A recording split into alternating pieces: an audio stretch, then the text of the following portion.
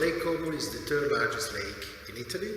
It's a regulated lake, meaning that there is a barrage regulating the outflow, and it was originally a natural lake which played a very important role in the development of irrigated agriculture in northern Italy.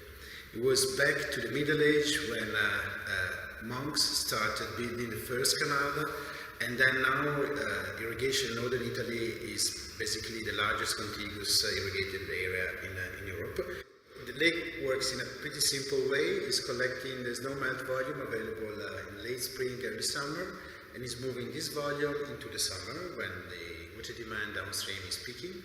Of course, in doing that, it's rising the level to a level which may be risky in terms of flooding the lake shore. So the lake operator has to balance these two needs of supporting food production downstream, avoiding flood on the lake shores, and more recently, increasingly frequent drought are generating very low levels, and so we have additional stakeholders now asking for maintaining the level in the lake as much as possible constant, which is useful for touristic, recreational reason, but is also important for the environment because the lake is also, of course, supporting an important number of ecosystem services in terms of fish, biodiversity, and the basin of the lake has also been highly exploited starting from the 50s basically for hydropower production.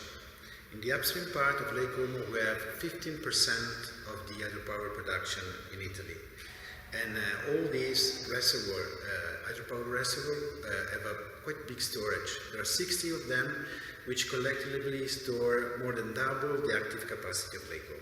So there's also potential conflict between upstream hydropower production and energy production and food production downstream.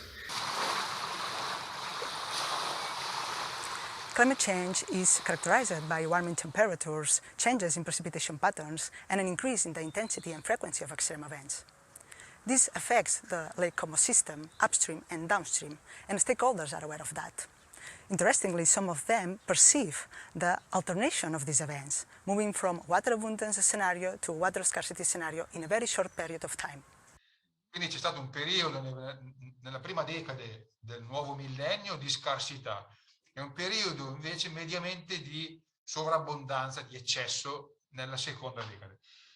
So in this context, climate change puts more pressure to the water system, increasing tensions and motivating conflicts over seasonal water allocation for food and energy production, together with tourism and recreational activities, and even taking into account the main preservation ecosystem services.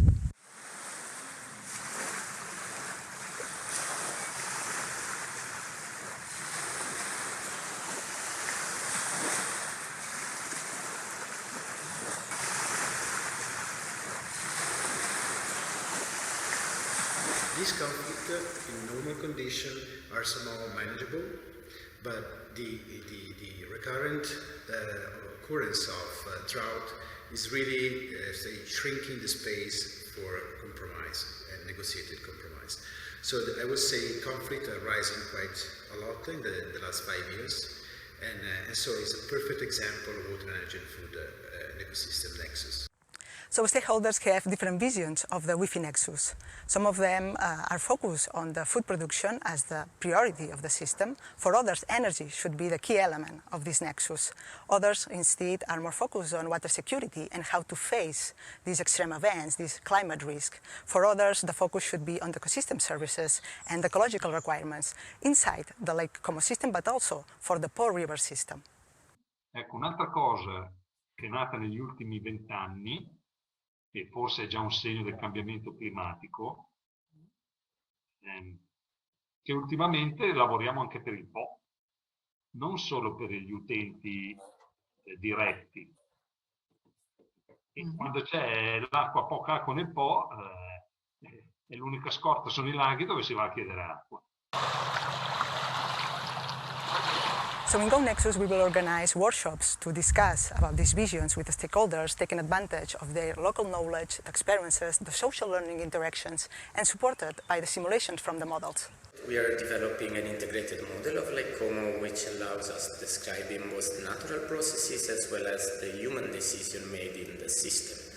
And so we are describing how water basically flows from the Alps down to the irrigation districts in the Pianura Padana. And the model is composed of three main modules. We start with an hydrologic model of the alpine catchment that describes particularly snow and glacier dynamics and alpine reservoir operation. Then we have an operational model of the lake, which describes how the lake is regulated, accounting for normative and physical constraints, and we recently validated the model with the operating authority of the lake. And then south of the lake, we have a crop growth model that describes how water is distributed in the irrigation canals, describes the soil-water balance and the crop growth processes such that we can simulate the final harvest at the end of the season. And with these three integrated modules, we can then describe the effects of climate change on the system on the one hand, and also test how different solutions will improve the resiliency of the system and the sustainability of the water uses here.